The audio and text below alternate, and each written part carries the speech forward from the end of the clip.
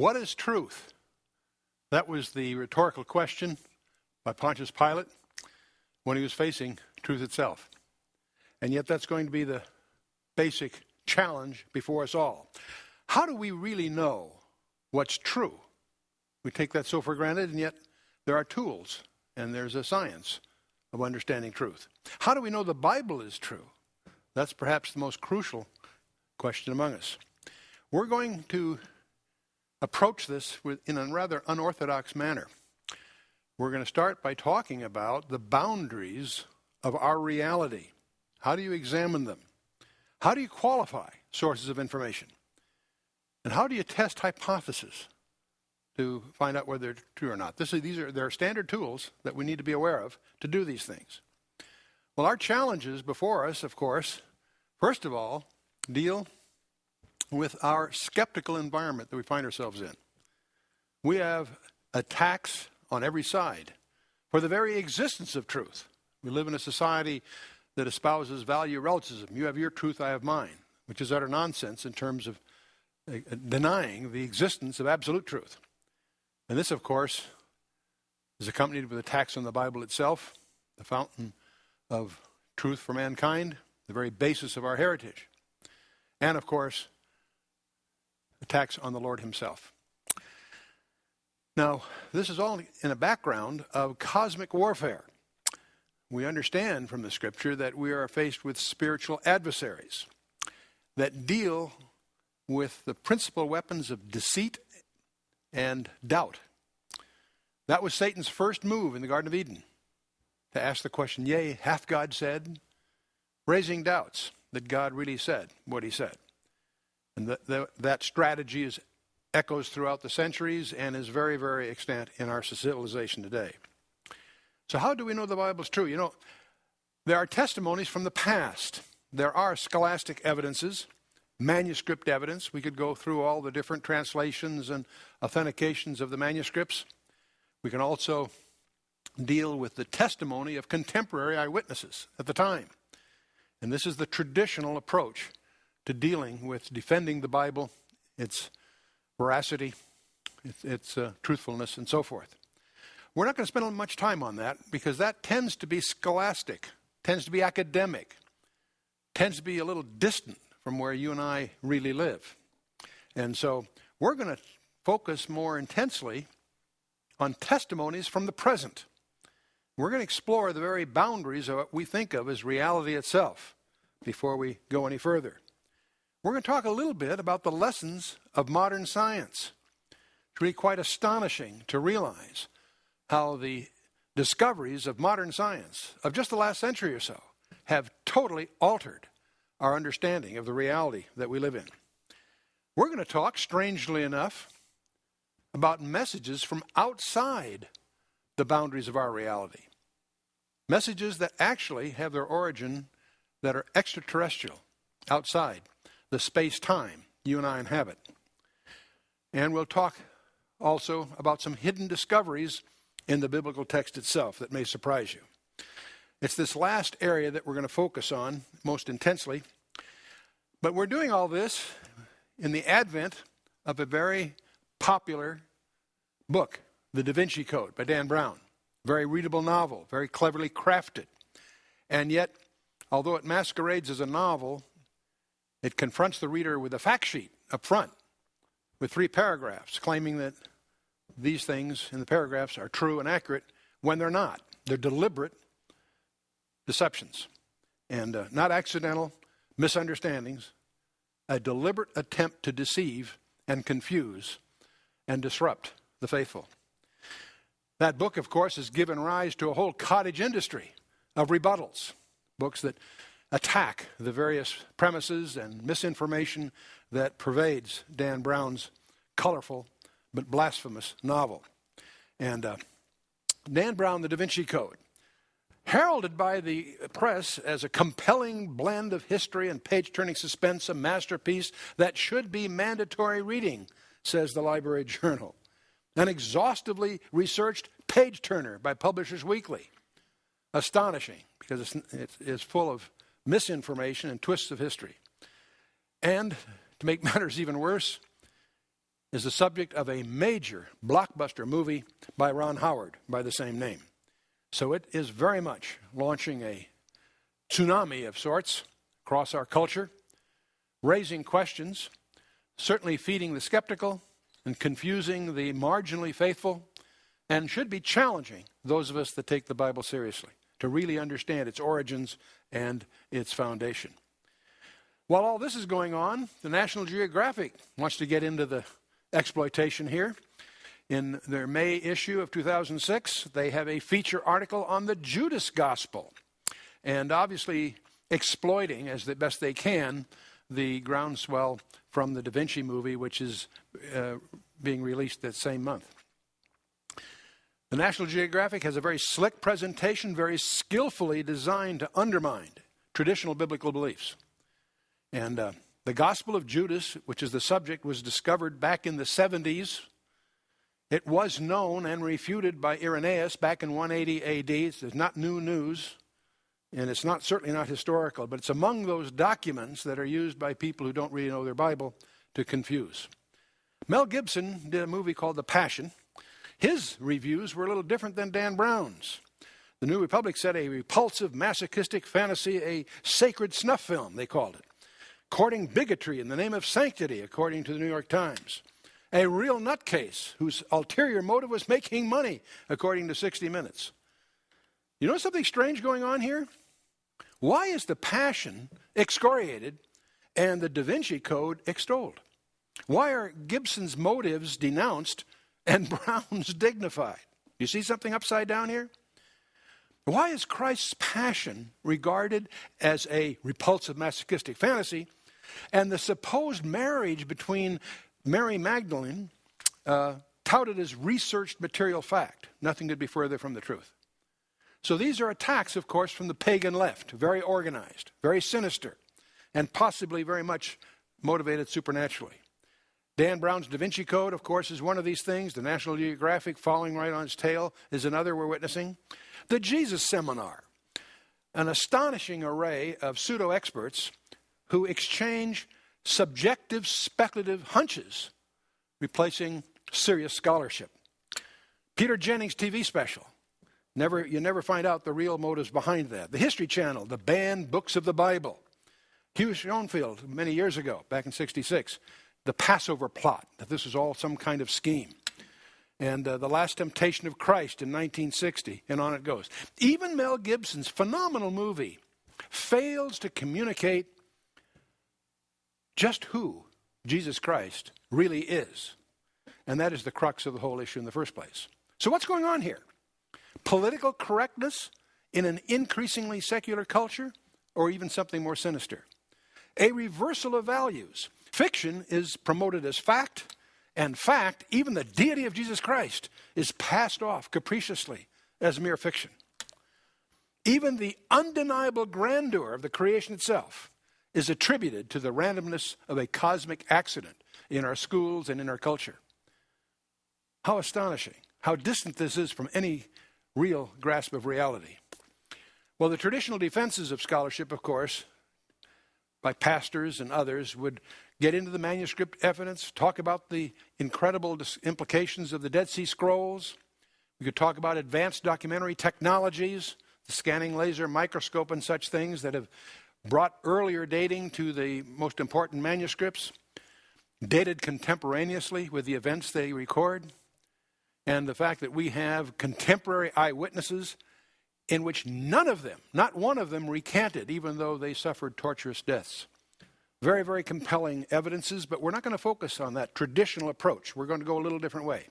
By the way, advanced technology was to the rescue. A scanning laser microscope can differentiate between 20 micrometers of the papyrus, measuring the height and depth of ink, as well as the angle of the stylus used by the scribe. They can even tell whether he's right or left-handed and so forth. They've learned a lot in recent years, and Karsten Thede, using the Magdalen Greek papyrus from Oxford College, was able to date it essentially contemporaneous with Matthew, and it corresponds with Textus Receptus for those that are interested in that sort of thing. But we're not going to go down that path. The key fact here, of course, is that it was dated much earlier than some of the skeptics have said in the past. But we're also going to hear a great deal about the Gnostic Gospels. Not even the most radical scholar seriously believes that the Gospel of Thomas, for example, was written by the Thomas of the New Testament, or that the Gospel of Philip was written by the Philip of the New Testament, and so forth. These are apocrypha, all under false pseudonyms. They were attributed to the apostles to give their speculations legitimacy. They're not Gospels, by the way. They don't have any historically verifiable facts. They're just opinions, speculative opinions. The early church rejected any documents that were written under pseudonyms because they felt it was inconsistent with the concept of divine inspiration of the New Testament. And all these Gospels, Gnostic Gospels, were written centuries after the Gospel period, typically in the 3rd and 4th century. And they contrast with the eyewitness accounts that we find in the New Testament. And they make no real pretense of being an actual record of events. They're really just speculations of various kinds. And they're anti-historical rather than simply non-historical. But these so-called Gnostic Gospels, the Gnostics, of course, believed that salvation came through hidden knowledge that they had. And there's a whole collection of these that were found in Nag Hammadi, a village in Egypt. The Gospel of Thomas, the Gospel of Philip, the Gospel of Mary, the Gospel of Truth, and about 4 dozen others of these.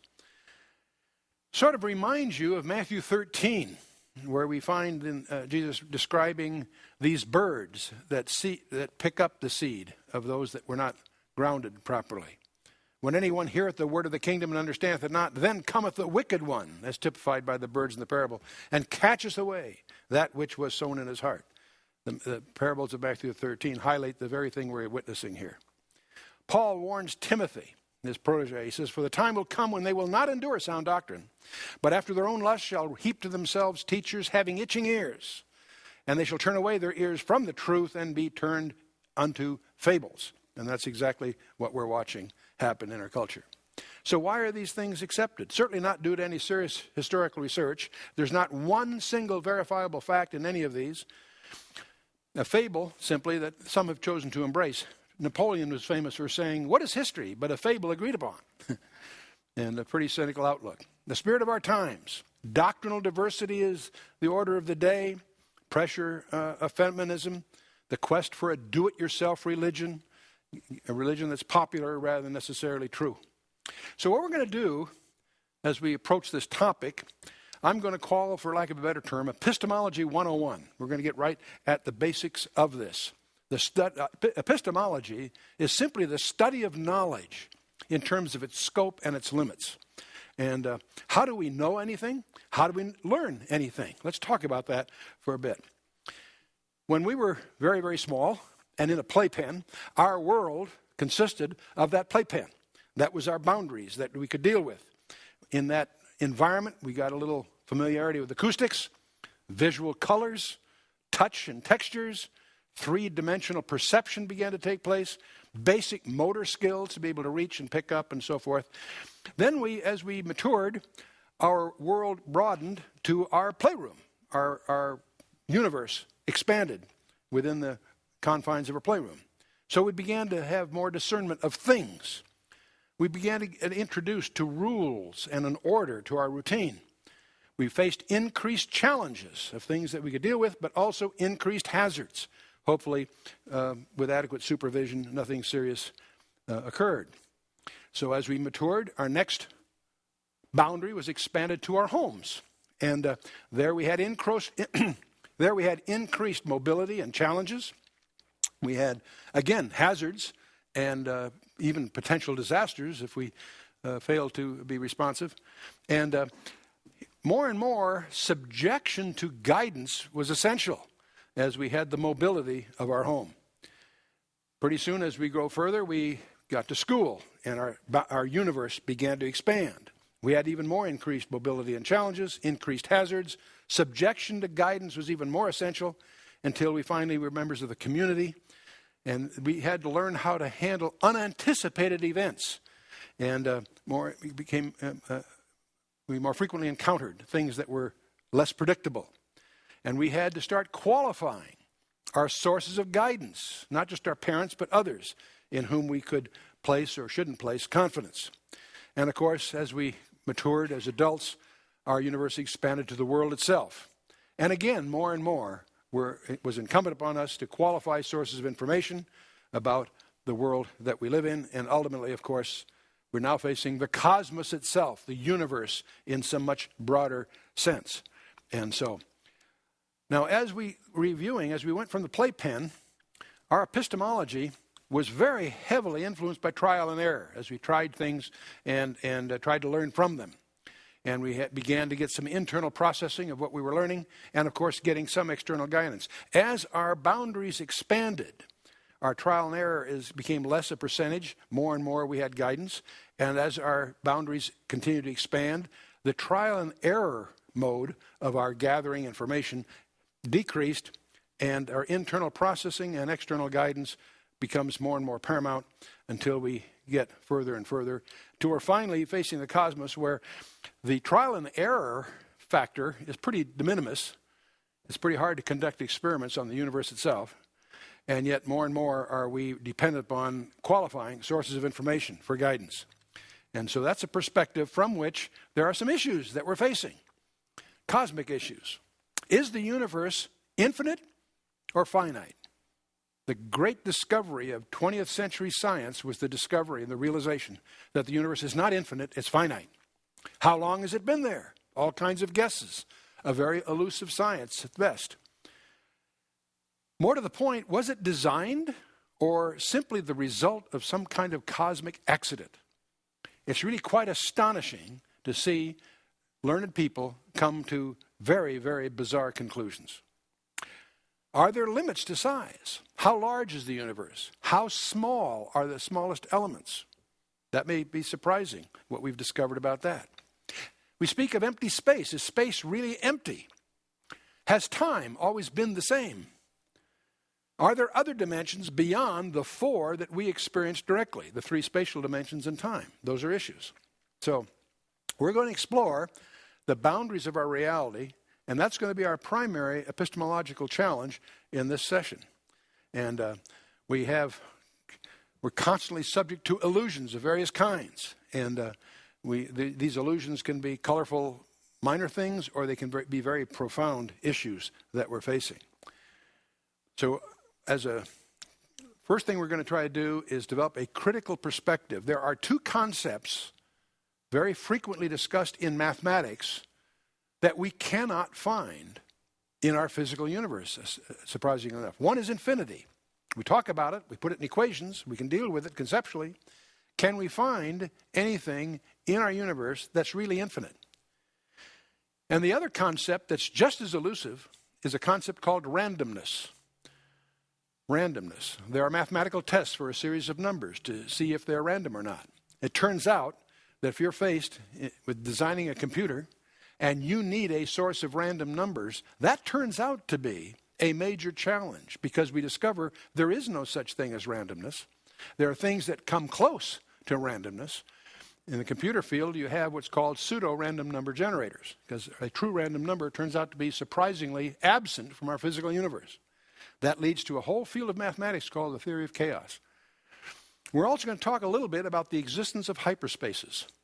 Fancy word for simply spaces that have more than 3 dimensions.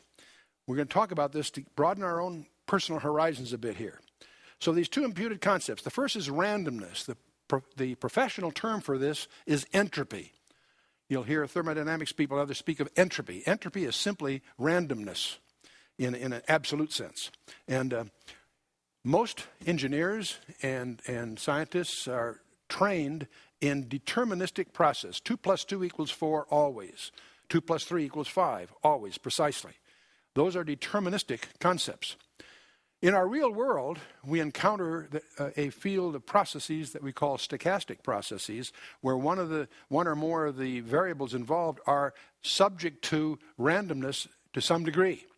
And the whole field of advanced statistics deals with this.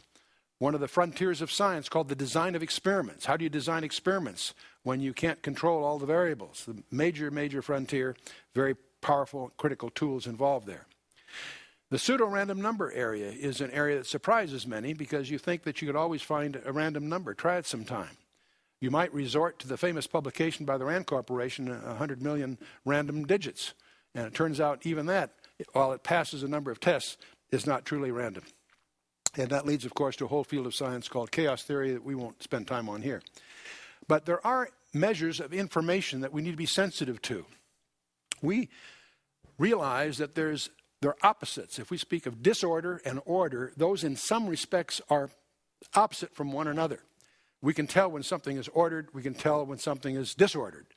You can take a deck of cards and you can see if they're in bridge order, for example, or if they're shuffled and totally apparently random.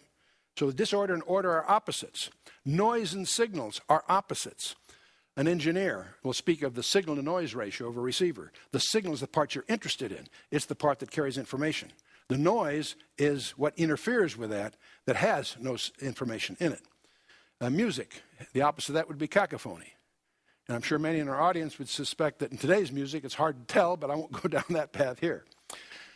Chaos, absolute chaos in contrast to cosmos. The term in the Greek of cosmos means ordered, to bring order out of chaos. So on the left on the chart here, we have randomness on the one hand, we have design, deliberate design or intent, teleology if you will, on the other.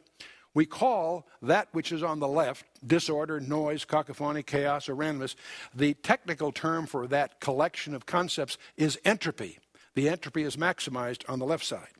On the right side, we call that information. It's the opposite of entropy. Order, signal, music, design. It's information. It's interesting that these two, entropy and information, are direct opposites of each other in the information sciences. And we also discover there seems to be a law pervading every field of science in which information tends to get degraded. Through time, entropy takes over.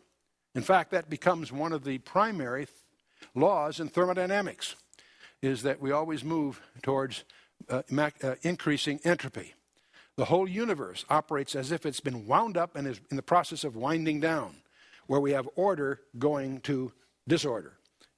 We see that in our garages. We spend a Saturday cleaning up the garage. How long does it stay that way? We clean up our locker in school, or we organize our desk. We spend a half a day straightening it all out. And how long does it take before it's helter-skelter again? See, there's a trend, without the intrusion of some design, things will drift to disorder, randomness.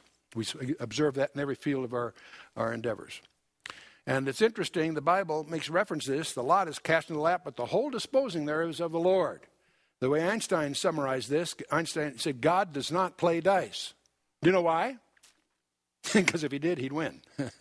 He's in control even of the randomness. There is no such thing as a truly random event. So there's another concept that eludes us in our physical universe called infinity. We glibly talk about it in school, but where do we find it? Let's first explore infinity in the macrocosm, in the universe, in the large sense. And the great discovery of 20th century science, as I mentioned, is that the universe is finite, not infinite. And we have very finite boundaries. The initiation of the universe is known among some as the Big Bang, a singularity, and it ultimately will burn out and result in the ultimate heat death. All work is done by a temperature difference, and as work is done, that temperature difference decreases, and when the universe is of a total uniform temperature, no more work can be done, and the mathematical term would be ultimate heat death for the universe. See, in thermodynamics, we have three laws. The conservation of matter and energy is well known to most students, which says that you cannot create matter or energy. You can transfer matter into energy, energy into matter, but you can't create either one from scratch. In other words, first law says there's no way to win. The second law is the entropy law, the bondage of decay, that all thermodynamic processes are inefficient, less than 100%. There's some percent of the work that gets lost to the ambient temperature. And that's a very basic law of thermodynamics. The second law of thermodynamics, some people might rephrase that and say you can't even break even. There's no way to win, you can't even break even. The third law, many people are not familiar with, everything has a positive finite entropy. So the first law says there's no way to win. The second law says there's no way to break even. And the third law says you can't even get out of the game. But we'll focus very intensely on the second law before we get through here. Let's talk a little bit about thermal decay. Heat always flows from hot bodies to cold bodies. We experience that in many, many ways personally. If the universe was infinitely old, the temperature throughout the universe would be uniform, because heat would be always flowing to cold, and if it's infinitely large, you'd have a uniform temperature. And it isn't uniform, therefore it isn't infinitely old. This very simple observation tells you that the universe has an age. It's not infinite. And the universe had a beginning. And it's destined also for an ending for the very same reason. And that's what the Bible tells us, is that by him were all things created, that are in heaven, that are on earth, visible and invisible, whether they be thrones, dominions, principalities, or powers. All things were created by him and for him. And he is before all things, and by him all things consist. That word consist actually means sustains, holds together. The astonishing thing isn't just that the creation has been created, is that it is maintained. There's some very delicate balances that we'll talk about shortly.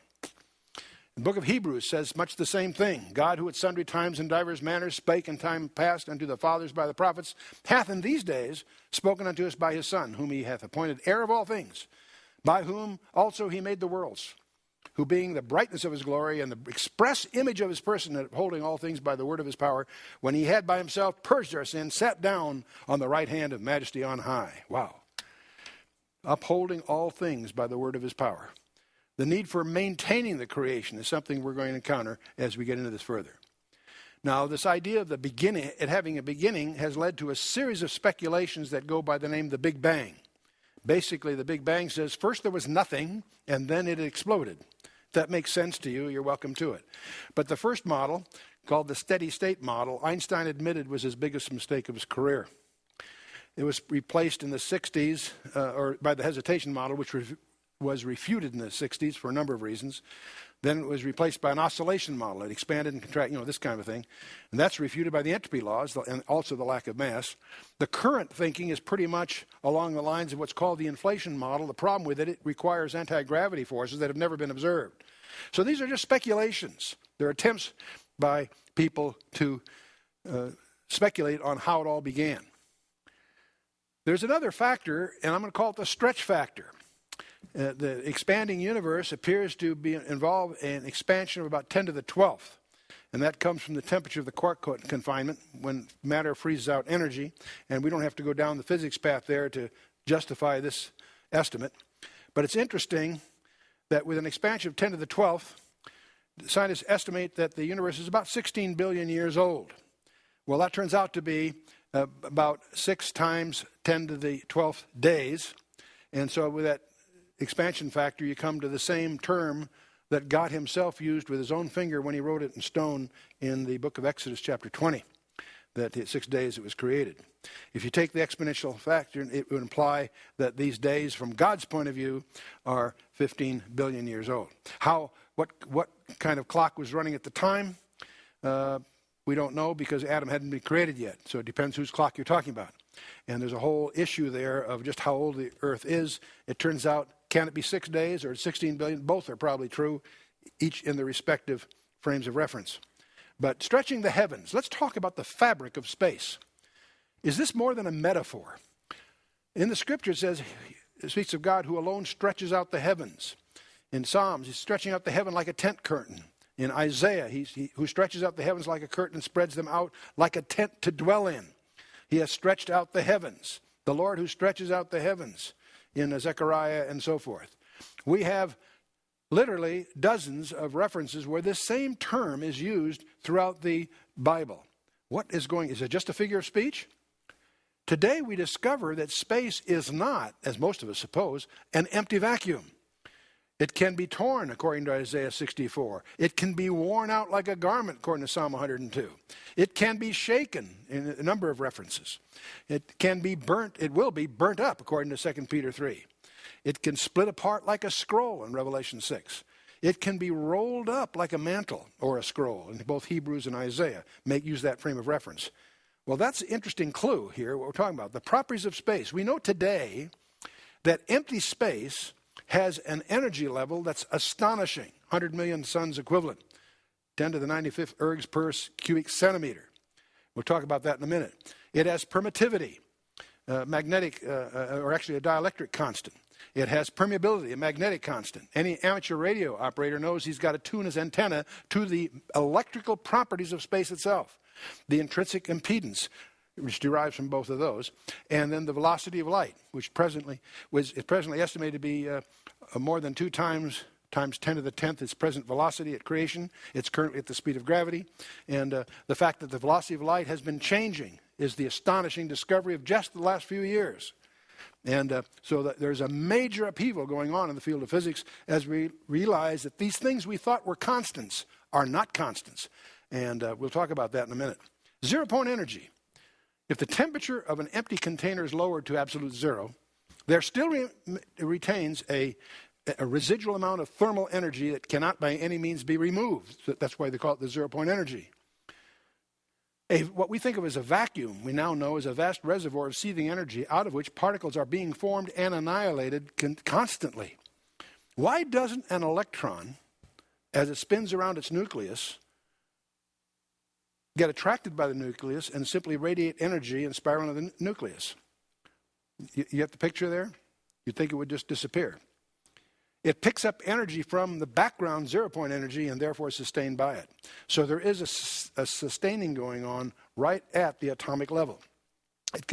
How about being rolled up? There's some dimension in which space must be thin if it can be rolled up, and it also must have some direction that it can be bent toward.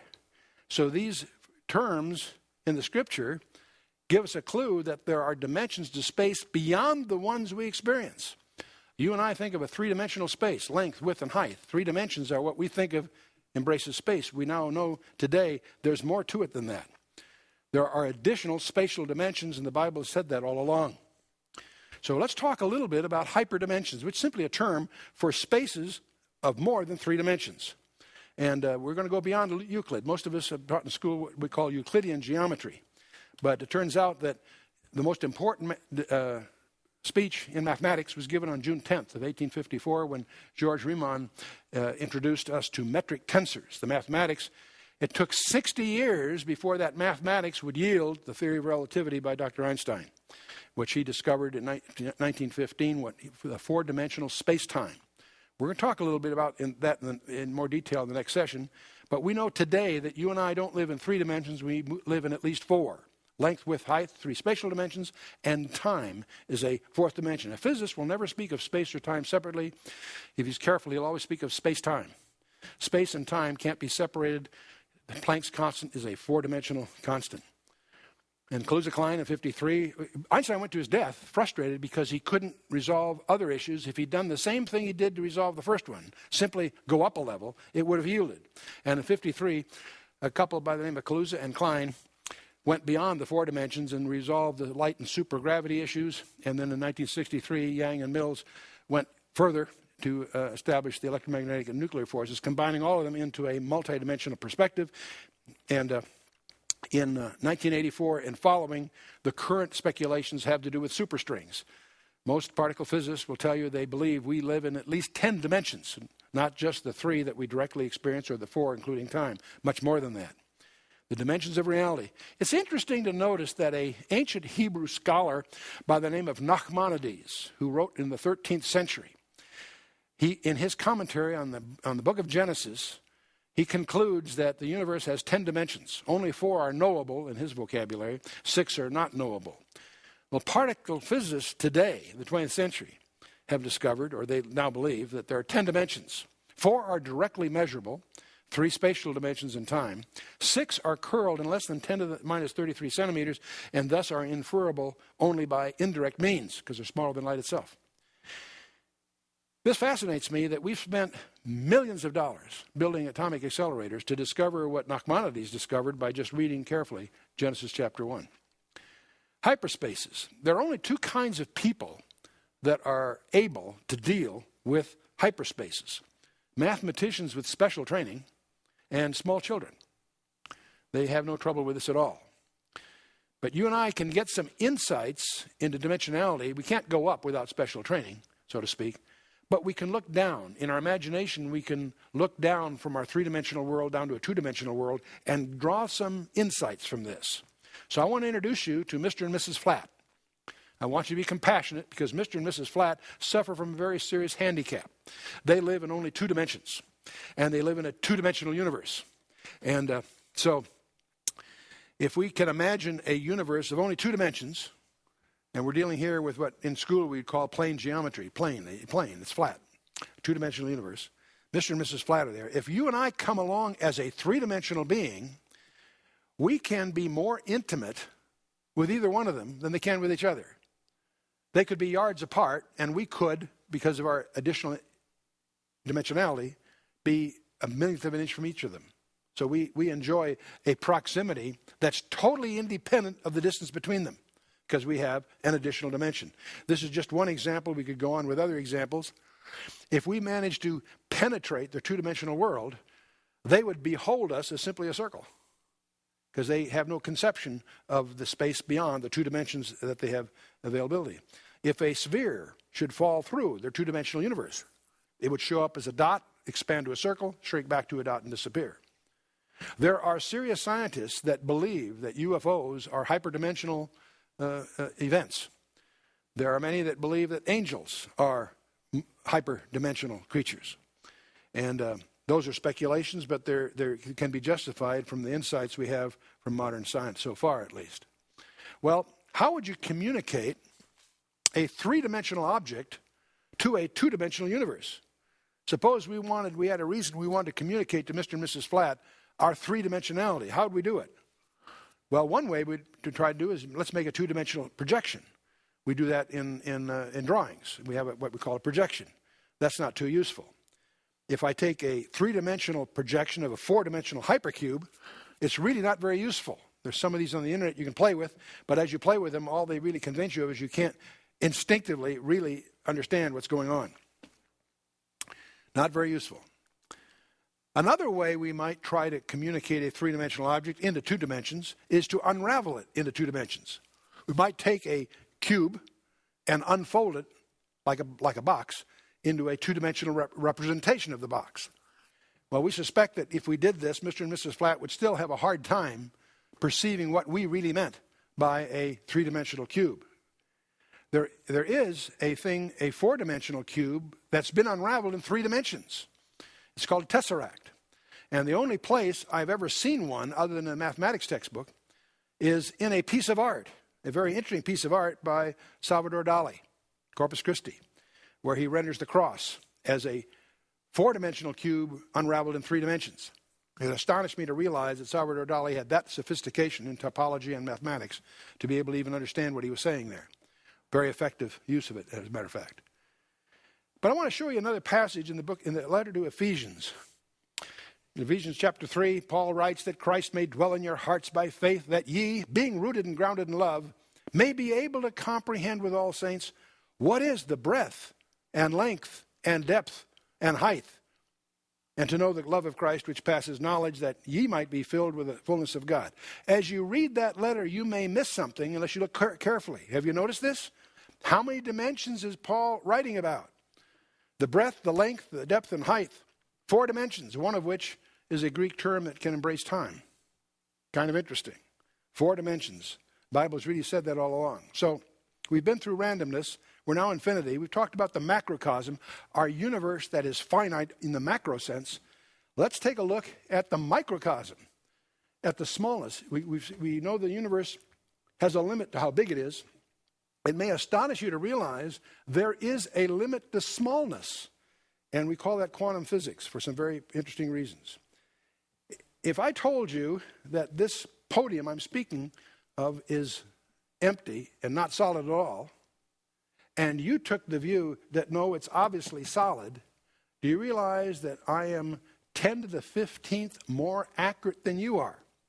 If we take an atom, a simple atom being a nucleus surrounded by an electron, turns out, this is obviously not drawn to scale, because the atom is 10 to the minus 8 centimeters in diameter. The nucleus 10 to the minus 13th, okay?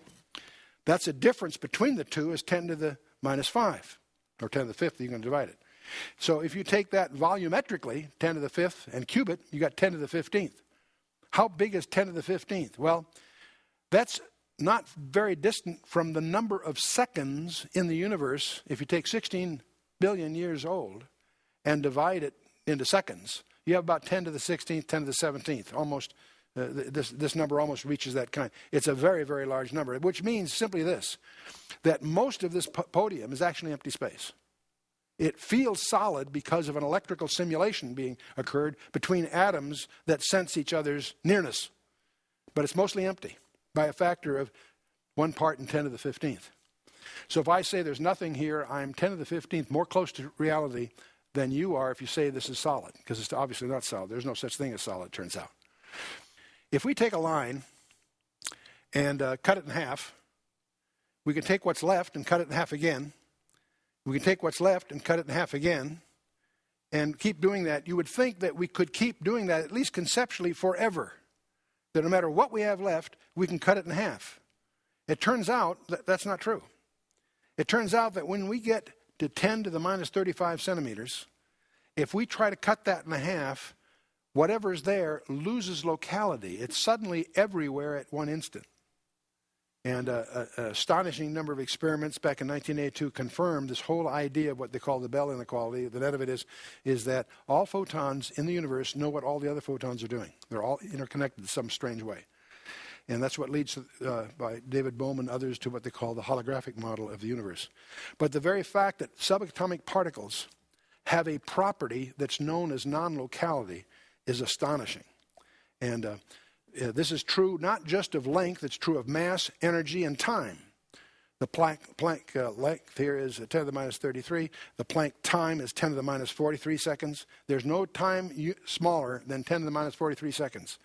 The entire universe is made up of digits. It's a digital simulation.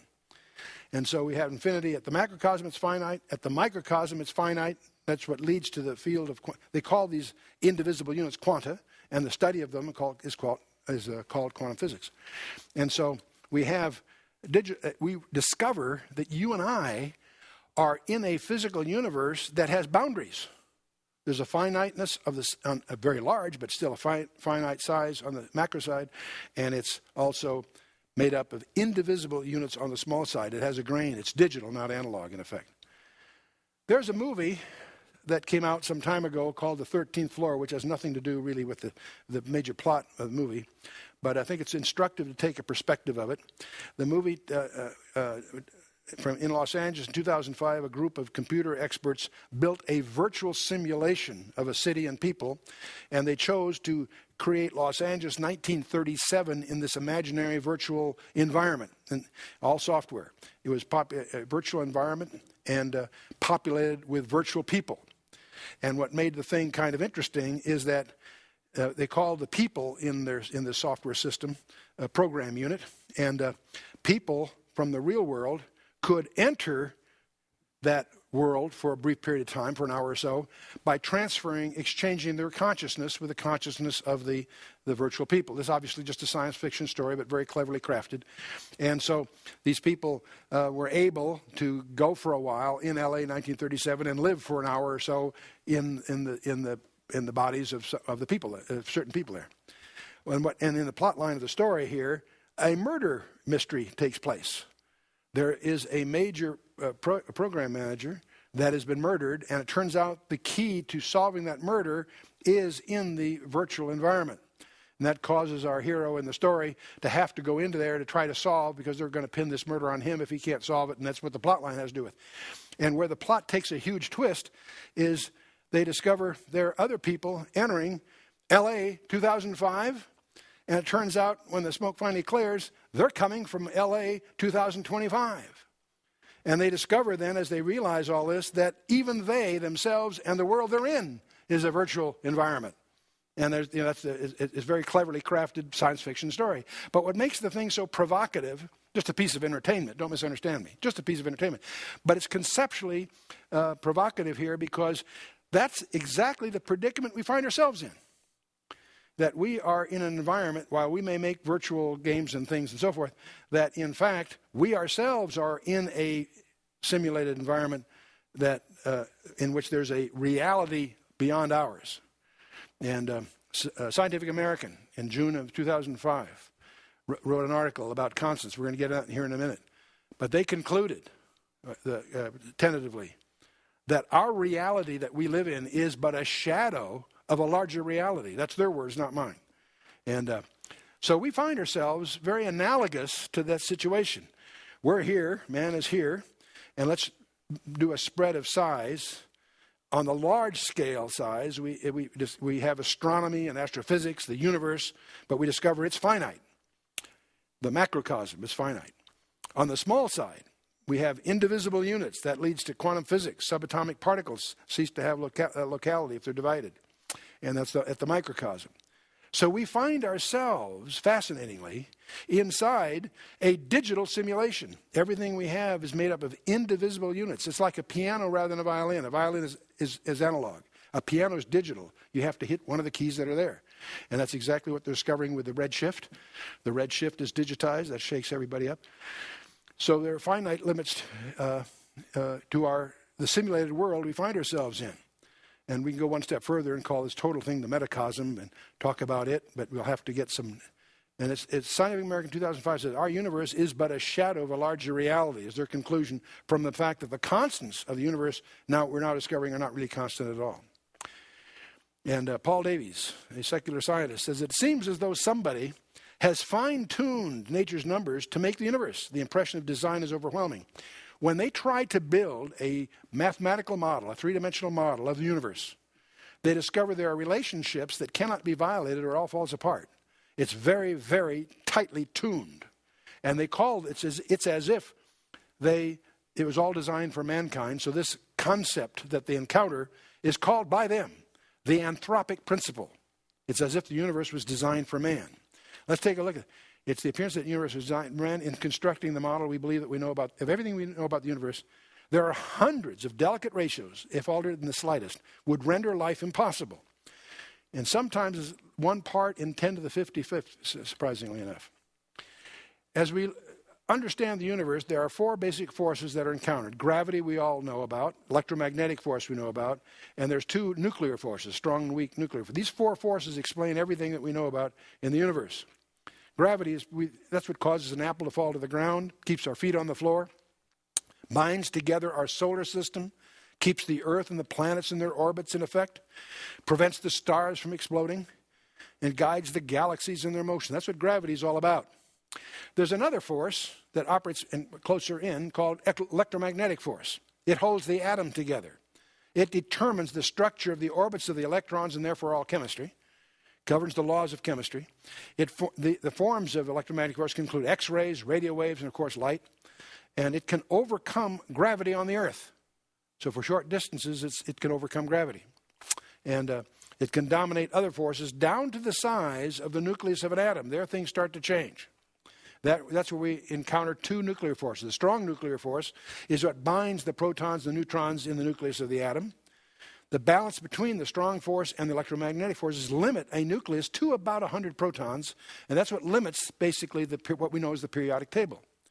The energy release is substantially greater than electromagnetic, that is the chemical forces, and thus that's what causes stars to shine, essential for life and so forth. The weak nuclear force governs atomic instability and radioactivity, the disintegration of heavier nuclei.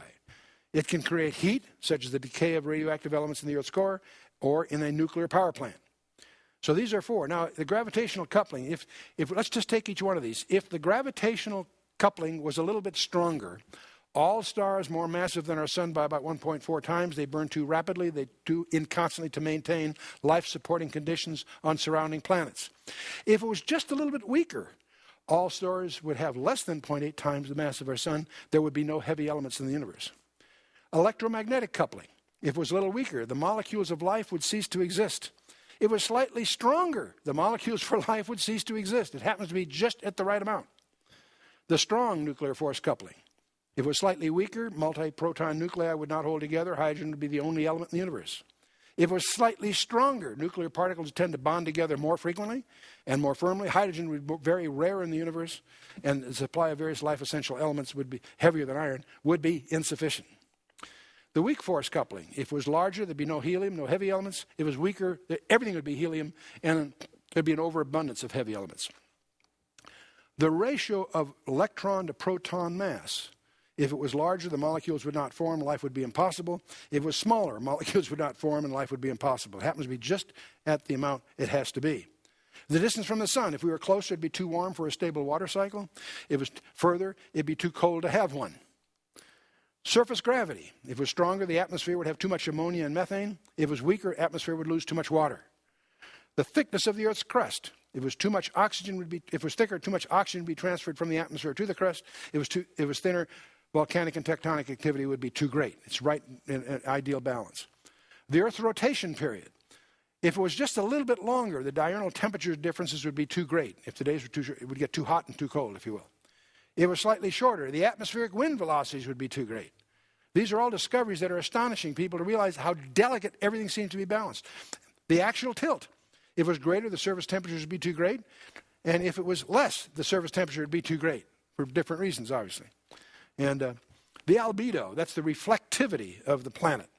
If it was a little greater, a runaway ice age would develop. If it was a little less, a runaway greenhouse effect would develop. It's just at that right balance.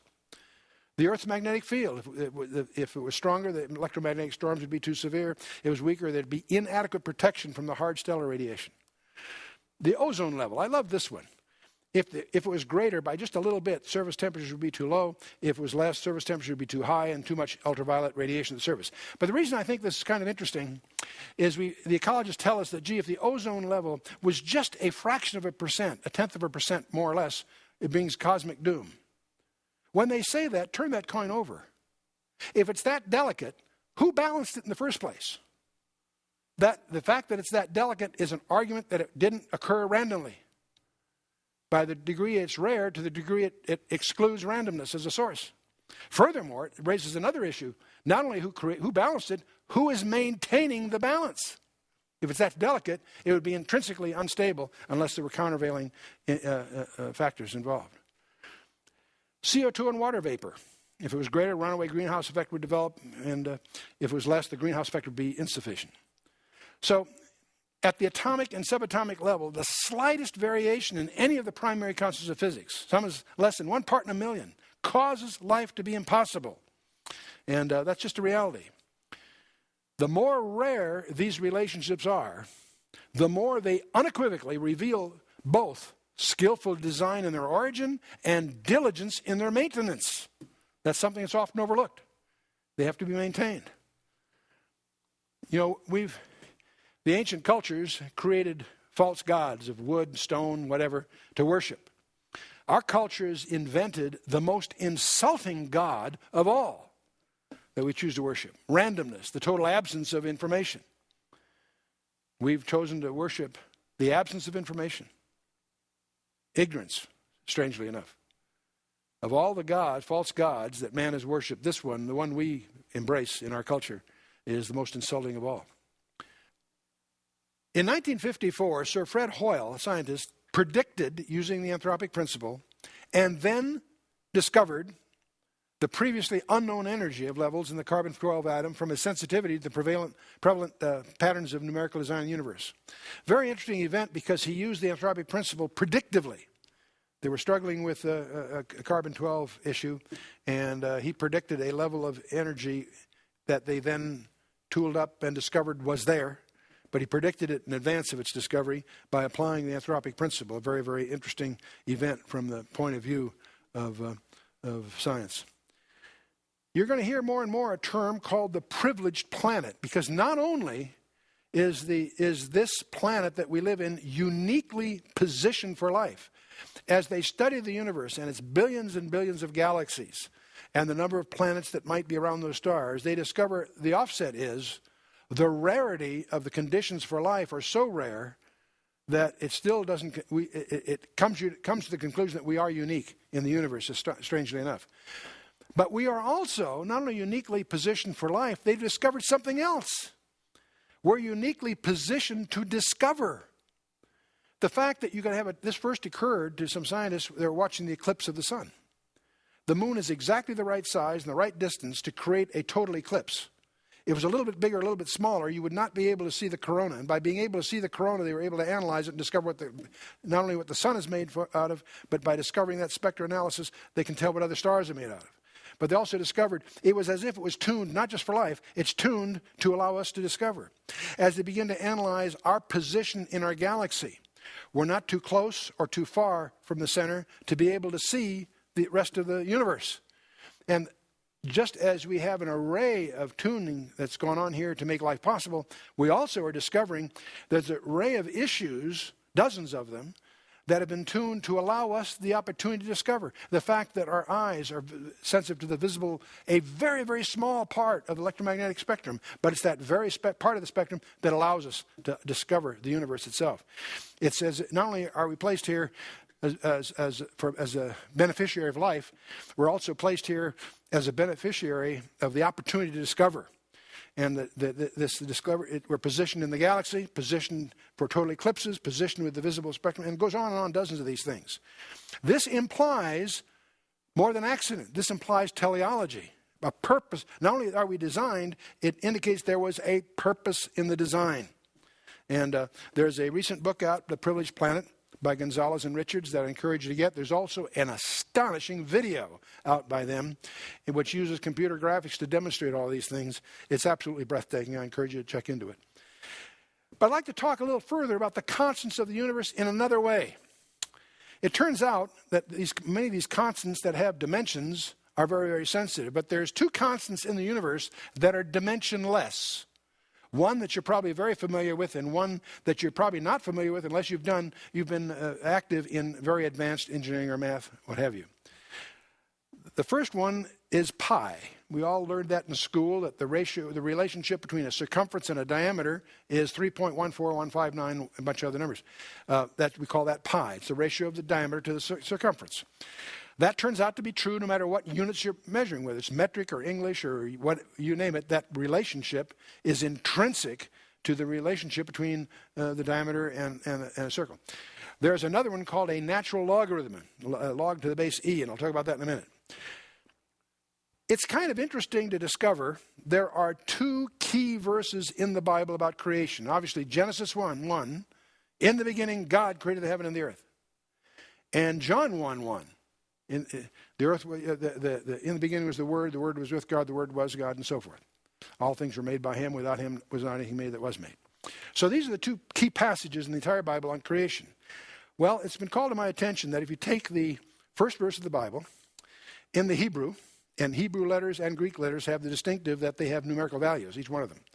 And if you take the Hebrew here, Bereshit, bara, Elohim, and so forth, you take the number of letters times the product of letters, and you divide that by the number of words times the product of the words, you end up, interesting enough, with pi to 4 decimal places. 3.14116, 4 decimal places. You say, well, gee, that's kind of a strange coincidence, but it is what it is. It turns out John Napier, who was a mathematician in the 16th, 17th century, activist for the Reformation and the Protestant affairs in Scotland, turns out.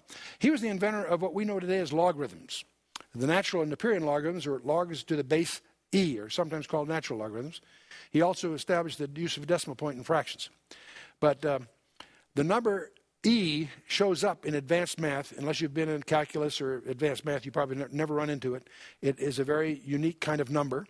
It has a limiting value of about 2.7183, or 28 on.